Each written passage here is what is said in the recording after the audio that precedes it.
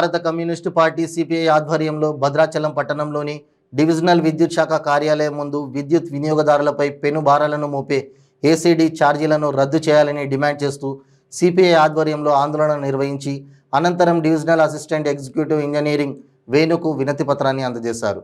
ఈ సందర్భంగా సిపిఐ పట్టణ కార్యదర్శి ఆకోజు సునీల్ కుమార్ మాట్లాడుతూ తెలంగాణ రాష్ట్ర ప్రభుత్వం విద్యుత్ వినియోగదారులపై భారాన్ని మోపుతోందని అన్నారు।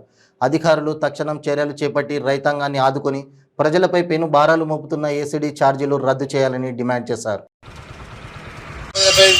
ఏసీడీ ఛార్జీల్ని కరెంటు ఛార్జీల్ని పేద ప్రజలపై చేస్తున్న ఏసీడీ ఛార్జీల్ని రైతాంగానికి కోతలు లేని అంతరాయ విద్యుత్ సరఫరా ఇవ్వాలి। రైతాంగానికి కోతలు లేని అంతరాయ విద్యుత్ సరఫరా పేద ప్రజలపై పెను భారాన్ని మోపుతున్న రాష్ట్ర ప్రభుత్వం వైఖరి పేద ప్రజలపై పెను భారాన్ని మోపుతున్న రాష్ట్ర ప్రభుత్వం వైఖరి వర్ధిల్లాలి భారత కమ్యూనిస్ట్ పార్టీ సిపిఐ పేద ప్రజలపై చేస్తున్న ఏసీడీ ఛార్జీలు వెంటనే వారి చేతి పని మీద కూలి పని ఆధారపడతా ఉంటే ఇలా ప్రతి ఇంట్లో కరెంటు మీటర్ మీద అధికంగా ఏసీడీ ఛార్జీ మీద వేలకి ఫీజు వసూలు చేస్తూ ఉన్నారు।